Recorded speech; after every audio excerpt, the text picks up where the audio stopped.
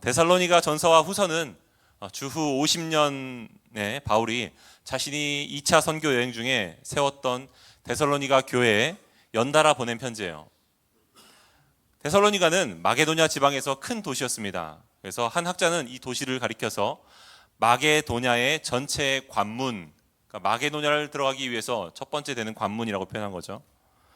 이 마게도냐는 그리스와 로마 그리고 이집트의 신들을 주님으로 섬겼습니다.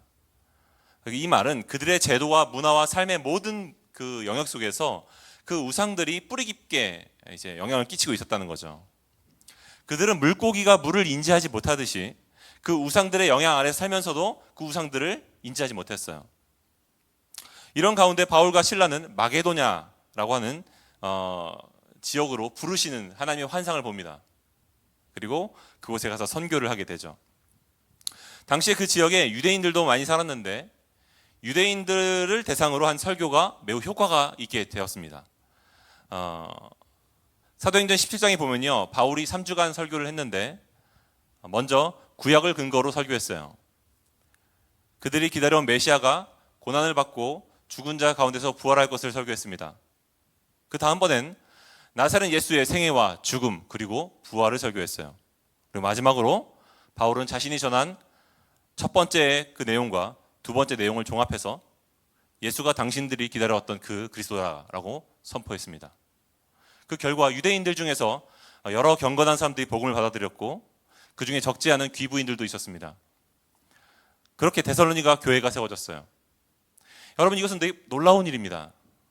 왜냐하면 거기서 기독교 신앙을 받아들인다는 것은요, 그 도시 안에서 단순히 종교를 바꾸는 것이 아니라 자신의 세계관과 가치관과 각 개개인들의 정체성들이 변화되는 것을 의미하기 때문이에요. 이런 일들이 바울을 통해서 일어나자 그것을 곱깝지 않게 보는 사람들이 있었습니다. 유대인들이 폭동을 일으켰어요. 그들이 가이사의 명을 거역하고 예수를 가이사보다 더 따르기로 결정했다는 그런 말로 그들을 선동했죠. 어쩔 수 없이 바울과 실라는 도망을 쳐야 됐습니다. 너무나도 사랑했던 교회였지만 그 교회를 두고 도망쳐야 됐어요. 그들은 이제 떠나고 나서 이제 이 데살로니가 교회에 세워졌던 성도들을 걱정하기 시작했습니다. 왜냐하면 아직 초신자들이거든요. 그리고 그래서 디모데를 사랑하는 제자 디모데를 보내서 그들의 안부를 물어야만 했죠.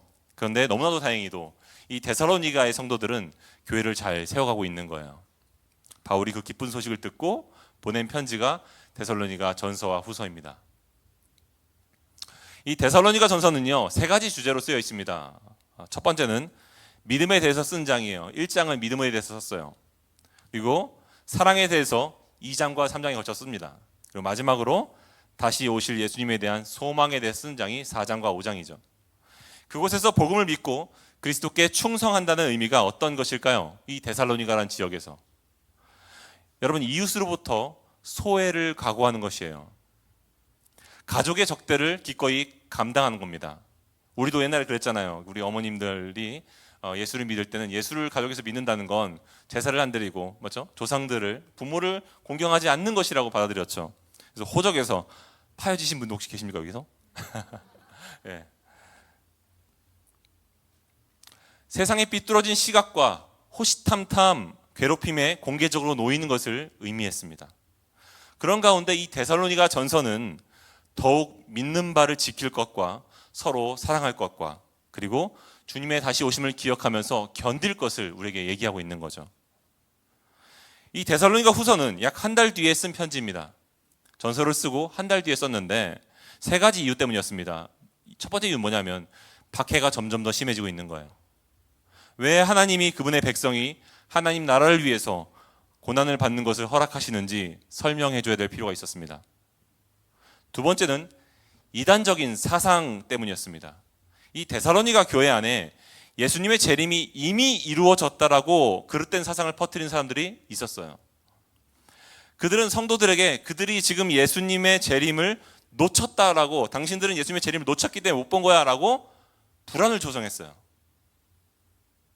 세 번째 이유는 뭐냐면 다른 형제 자매의 선의를 이용하는, 악용하는 사람들이 있었기 때문이에요. 여러분, 나태라고 하는 말은요, 사랑에 게으르다라는 뜻이거든요. 형제 사랑에 게으른 것이 성경은 나태라고 말합니다. 그런데요, 초기 교회 안에서 서로 사랑하기를 위해서 힘쓰는 사람들이 많았어요. 그런데 그 중에서는 그 사람들의 그 선의를 받고 누리기에만 익숙한 사람들도 많이 있었습니다. 실제 당시 성도들은요, 자신이 일해서 만들어 놓은 음식을 가지고 함께 빵을 떼고 떡을 떼고 나눠 성찬을 했죠. 그런데 그 중에는 내가 음식을 가지고 오지 못한 이유는 내가 일을 하지 않았기 때문인데, 일을 하지 않은 이유가 있다. 그것은 주님이 이미 오셨기 때문에 일하는 것이 의미가 없다라고 말하는 사람들도 있었다는 겁니다. 이제 천국이 시작되었는데 노동이 무슨 의미가 있어? 이렇게 말하는 거죠. 여러분, 바울은 그들에게 잘못된 종말론을 바로잡고 대신 다른 성도들을 위로하고 권면하길 원했어요. 그래서 계속해서 이 진리를 향한 믿음을 지키고 또 사랑을 받는 것이 아니라 사랑을 하기에 힘쓰며 마음을 뒤흔드는 이 현실 속에서도 굳건히 영원한 소망을 붙잡을 것을 이야기하려고 한 겁니다. 오늘 우리는 크게 세 가지 주제로 나눠볼 건데요. 첫 번째는 교회가 직면한 압박의 현실입니다. 두 번째는 거짓 가르침의 위험과 영향에 대해서 나눠볼 거예요. 그리고 마지막으로는 이 압박을 이기는 세 가지 방법에 대해서 바울이 어떻게 이야기하고 있는가를 살펴보기 원합니다. 첫 번째는 교회가 직면한 압박의 현실입니다. 이 데살로니가 교회는요, 설립 초기부터 매우 압박을 받았어요. 이 복음을 받아들인다는 것은 좋은 일이었지만 그것을 공개적으로 드러내는 것은 되게 위험한 일이었습니다. 이는 오늘날 우리가 겪는 어려움과도 크게 다르지 않아요. 우리 청년들을 제가 만나봐도 직장에서 식사 기도한 사람이 거의 없어요. 왜 그럴까요? 혹시 자신이 그것으로 인해서 불이익을 받을까봐 그런 거죠. 어떤 분들이 당신 혹시 교회 다니냐고 이렇게 물어보면 화들짝 놀라가지고 손살을 친 적이 있대요. 여러분들도 아마 웃으신 분들은 아마 있었던 것 같아요. 그렇죠? 네, 그럴 수도 있어요. 왜 그렇죠? 과거에 여러분, 우리 어른들이 예수를 믿을 때보다 지금이 더 예수를 믿는 것이 사회적으로 고립을 당하는 길로 자초하는 겁니다. 그렇기 때문에 더 쉽지 않아요. 바울은 이런 현실을 잘 알고 있었기 때문에 그의 편지에서 이 문제를 상세히 다루고 있습니다. 먼저 교회가 직면한 가장 큰 압력은 외부로부터 왔죠. 바울은 데살로니가전서 1장 6절에서 이렇게 말을 하는데요. 또 너희는 많은 환난 가운데서 우리와 주를 본받은 자가 되었으니, 많은 환난 가운데 있다. 여러분, 여기서 어떤 상황에서 그들이 복음을 받아들였습니까? 환난이에요. 세상에서 복음을 받아들인다는 것은 환난 가운데로 들어가는 겁니다. 여러분, 환난으로 번역된 이 단어는요, 단순한 어려움을 말하는 게 아니에요. 전방위적인 압박을 말하는 겁니다. 반사회적인 소수자가 되는 거예요. 예수를 믿는다는 것은. 실제로 이들이 겪는 어려움은 매우 실제적이었습니다. 우상신들이 주류가 되는 문화권에서 여러분 한번 생각해 보십시오. 대부분의 좋은 직업들은요, 우상 신전의 건축을 하는 것이나 혹은 우상과 관련된 신전 도구를 만드는 것이었어요. 그것을 포기하는 겁니다. 그 잘 나갈 수 있는, 그 돈 많이 벌 수 있는, 그 사람들이 많이 좋아하는, 선호하는 그 직업을 포기하는 거예요. 뿐만 아니라 도시에서 주최하는 행사나 축제에 참여할 수 없었습니다. 그들은 소수자들이었거든요. 법적인 보호를 받지 못했고 분쟁에서 어떤 송사를 할 때 늘 불리한 위치에 처했어요. 여러분, 실제로 사도행전 17장은요, 이 데살로니가에서 바울과 실라가 겪은 박해를 상세하게 묘사하고 있습니다. 여러분, 이런 일들은 초대 교회 성도들이 로마 제국 하에서 자주 경험했던 일들이에요. 여러분, 이런 것들이 교회가 직면한 외부의 압박이었습니다. 뿐만 아니라 교회는 내부에서도 어려움이 있었죠.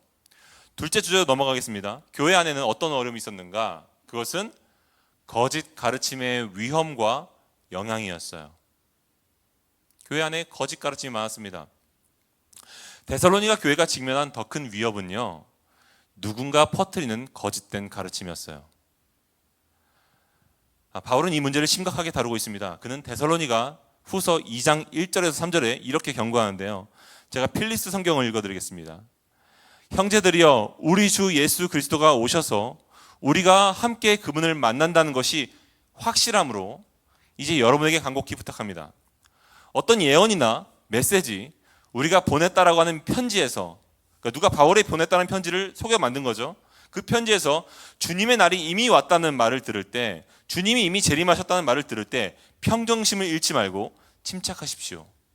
누가 무슨 수를 쓰든 속지 마십시오. 여러분, 이 구절에서 우리는 당시 교회 안에 예수님의 재림에 대한 잘못된 가르침이 퍼져 있음을 알 수 있어요. 여러분, 외부의 압박과 내부의 거짓된 가르침은요, 성도들의 마음에 어떤 것들을 만들었는가? 여러 가지 우상들을 만들었어요. 그 첫 번째 우상은 뭐냐면 안전의 우상이에요. 안전의 우상을 만들었어요. 여러분, 종말에 대한 잘못된 이해는요, 성도들로 하여금 불안하게 만들었습니다. 그 결과 하나님보다 현실적인 안전을 추구하게 만들었어요.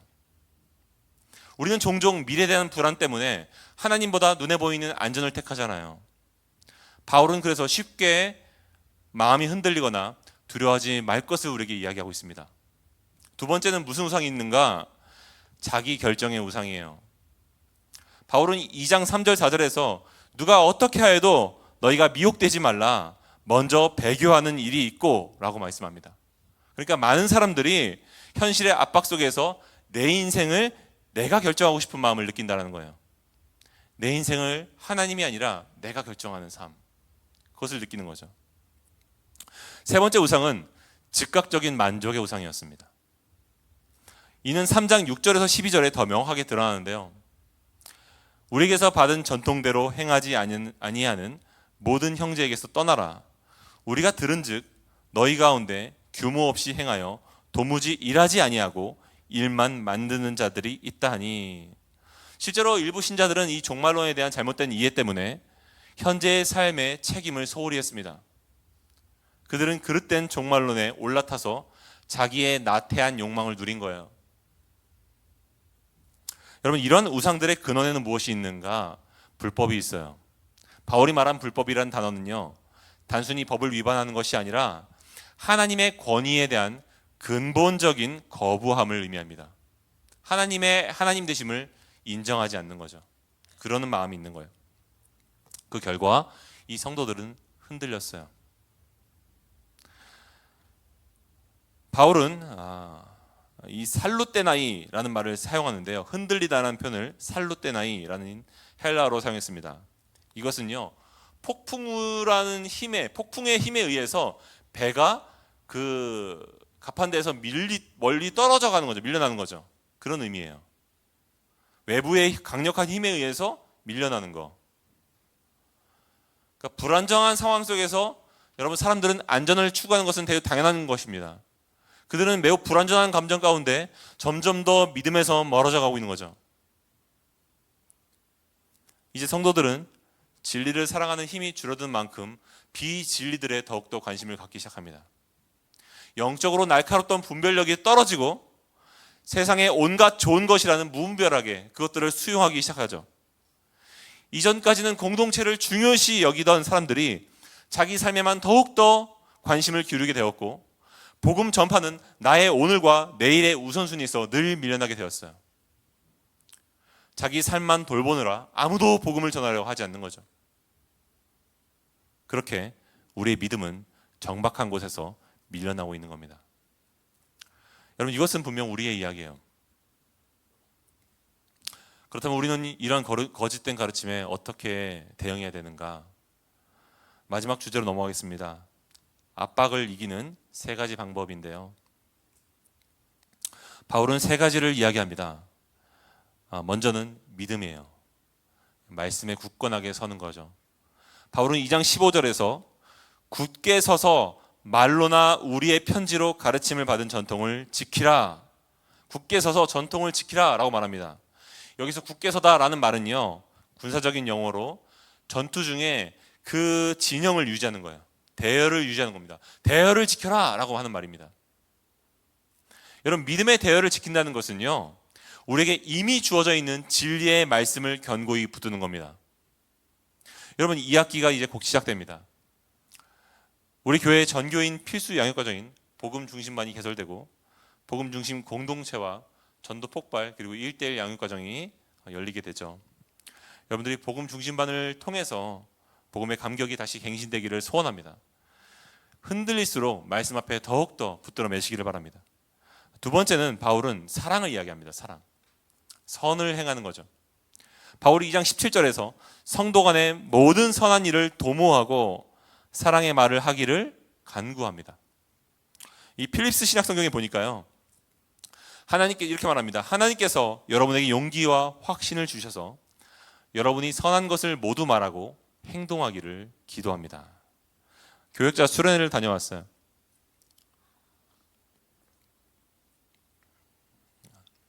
화요일 날 이제 박정근 목사님과 교역자들과 담임 목사님과 함께 만나서 이렇게 교제를 하며 많은 질문들을 각자 좀 가지고 온 질문들을 목사님께 여쭤봤습니다. 목사님께서 많은 대답을 해주고 또 얘기를 나눴는데 그 중에 제 마음에 참 와닿았던 말씀 중에 한 가지가 그런 말씀을 하시더라고요. 교회 안에서 소그룹에 가장 노출되지 않은 게 누군지 아는가? 저희가 대답을 잘 못하니까 목사님께서 그렇게 말씀하시더라고요. 교역자들이다. 성도들은 소그룹에 노출되어 있는데 교역자들은 소그룹에 노출되어 있지 않다. 그래서 그냥 단순하게 교회 공동 사역자들끼리 어떤 나이스한 관계 말고 정말로 조언을, 정말로 추원을 해줄 수 있는 그런 관계가 있는가라고 물어보시더라고요. 이 대형교회 목사님들이 무너지시는 이유가 그 관계가 없어서라고 말씀하셨어요. 들으면서 참 많은 것을 느꼈습니다. 많은 것을 공감했습니다. 담임 목사님께서 그런 말씀을 나중에 따로 우리에게 얘기하셨어요. 우리 성도들에게 우리가 직장 생활에 대해서 말씀하면서 우리가 그러지 못한다면 이건 어불성설이 아니냐. 우리가 기능을 넘어서 정말 사랑의 관계로 힘써 나아갈 것을 우리에게 요청하셨어요. 이번에 제주 단기 선교회 갔다 와서 정말로 감사한 게 많았습니다. 왜냐하면 제가 정말로 그 부분을 많이 기도했거든요. 어떤 거였냐면 선교지에 가서 갈등이 일어나는 것을 제가 너무 많이 봤었어요. 많은 선교를 다니면서 선교지가 힘들잖아요. 그리고 많은 사람들이 또 수고하잖아요. 나는 수고하는데 저 사람은 수고하지 않고 나는 고생하고 있는데 저 사람은 양보하지 않을 때 마음에 갈등이 생기는 거죠. 그런 가운데서 어떤 사람은 이렇게 생각할 수도 있을 것 같습니다. 선교회는 어떤 성숙한 사람들만 가는 거 아닌가, 미숙한 사람들이 가면 안 되는 거 아닌가, 그런 마음이 들 수도 있어요. 근데 저는 이번 선교는 정말 초등부부터 작년에 이렇게 모두 함께 갔죠. 그래서 더 많이 기도했습니다. 그런데 제가 가장 놀랐던 것은 무엇이었냐면 선교를 마치고 돌아오는 날 제가 확인한 거 한 가지는 저는 이번 선교에서 그 어떠한 심리적인 갈등도 누구에게서도 발견하지 못했어요. 모든 성도들이 정말로 행복해 하셨고 어떤 한 분의 고백은 정말로 내가 천국을 경험했던 것 같다라고 말씀하셨고 한 분은 내가 이 받았던 선교의 감동이 너무 감사해서 내가 당장이라도 야탁 광장에 가서 내가 복음을 전하고 외치고 싶다라고 말씀하신 분도 있었고요. 그분 하셨는지 모르겠는데 네. 그분이 조건을 거셨어요. 2분, 3분 정도가 더 있으면 좋겠다고. 여러분들 함께 동참하시기 바랍니다. 아멘. 네. 그런 마음도 있으셨고 정말로 많은 귀한 고백들이 있었어요.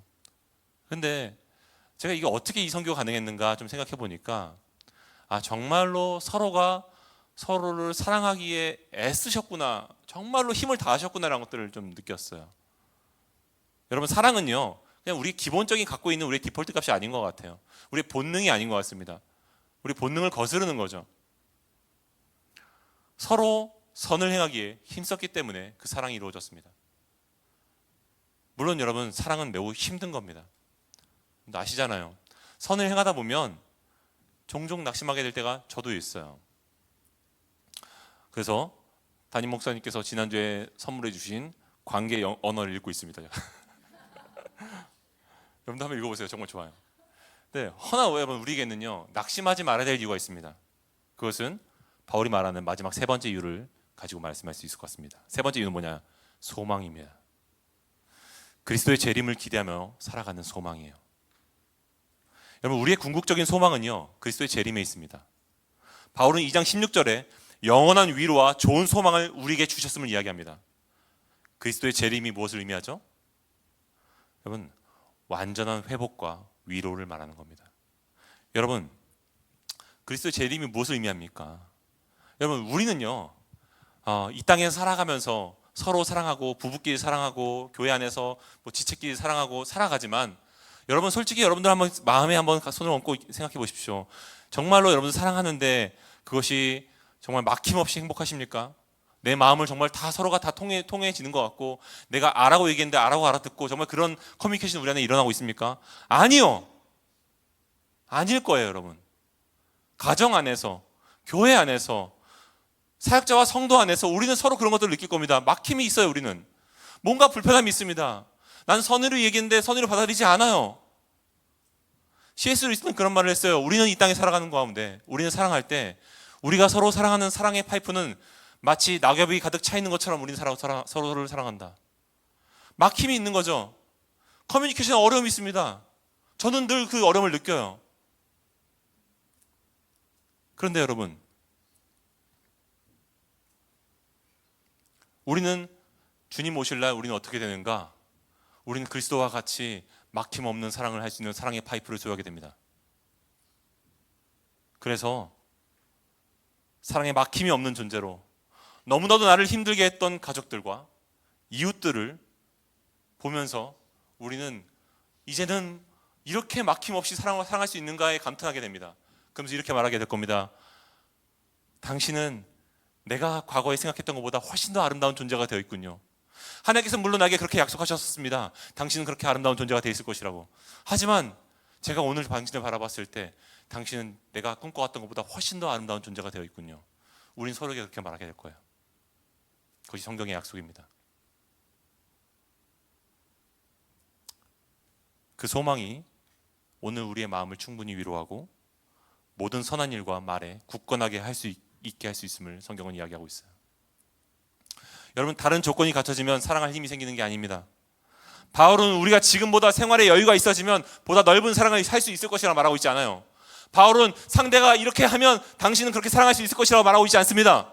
바울은 우리에게 뭐라고 말하고 있는가? 우리 주님이 결국 다시 오셔서 우리를 영원히 위로하시고 기쁨과 안식을 주실 것이기 때문에, 그분이 오늘 나의 순종과 사랑의 행위를 보실 것이기 때문에 그리스도인은 그 확실한 사실이 소망이 되어서 오늘을 견디며 사랑하게 된다고 바울은 우리에게 이야기하고 있습니다.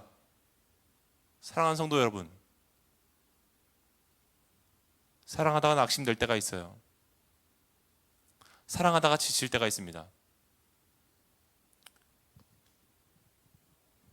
인생은 홀로 사는 것이지 이런 생각이 들 때가 있고요. 결국 내 삶만 잘 챙기자 이런 마음이 들 때가 있습니다. 저도 그래요. 그런데 예수님을 바라보지 않겠습니까? 여러분, 예수님에게는 어떠한 믿음과 소망과 사랑이 있었을까요? 여러분, 모든 것을 가지신 그분께서 어째서 사람이 되셔서 십자가에 오르셨습니까? 성부 하나님의 말씀을 믿고 말씀에 자신의 감정을 붙들어 메웠기 때문입니다. 언제까지 제자들을 사랑하셨습니까? 자기가 세상을 떠나 아버지께로 돌아갈 때가 된 줄 아시고 세상에 있는 자기 사람들을 사랑하시되 끝까지 사랑했다고 성경은 이야기하고 있습니다. 그분은 어떻게 그렇게 하실 수 있었는가? 아버지께서 약속하신 그날에 우리가 자기와 같이 온전해져서 영원히 함께 살 수 있다는 것을 소망하셨기 때문입니다. 그러므로 히브리서 기자는 이렇게 말합니다. 믿음의 주요 또 온전케 하시는 이인 예수를 바라보자. 그는 그 앞에 있는 기쁨을 위해서 십자가를 참으사 부끄러움을 개의치 아니하시더니. 여러분, 예수님 안에 있었던 이 소망이 우리의 소망이에요. 그분이 우리와 영원토록 함께 하실 것을 소망하시면서 그분이 참으셨고 사랑하셨고 인내하셨기 때문에 여러분, 그것이 우리의 영원한 소망이 될 수 있는 것입니다. 여러분, 우리가 아무리 환경에 좌절하고 또 낙심하게 될 때도, 우리가 곁에 있는 사람 때문에 우리가 그렇게 낙심하게 될 때도, 여러분, 우리를 향한 열심이, 그리스도의 우리를 향한 열심이 그 앞에 있는 기쁨을 위해서 모든 것을 참으시기 때문에 우리에게는 확실한 소망이 있습니다. 여러분, 우리를 향해 이토록 확실한 믿음과 소망을 가지시고 사랑하시는 분이 지금도 저와 여러분을 향해서 달려오고 계신 줄 믿습니다. 그러므로 사랑하는 성도 여러분, 우리 함께 이 믿음의 주님을 바라보면서 진리의 말씀 위에 대열을 지키지 않겠습니까? 시어머니와 남편과 아내와 자녀와 부모와 직장 동료와 곁에 있는 사람들이 나와 정말 맞지 않는 것 같은 그런 사람들이 있잖아요. 그런데도 우리가 사랑을 담아 말과 행동을 하되 낙심하지 않기를 원합니다. 우리에게는 하나님께서 분명히 약속하신 우리 모두가 완전히 회복될 소망의 날이 다가오고 있기 때문입니다.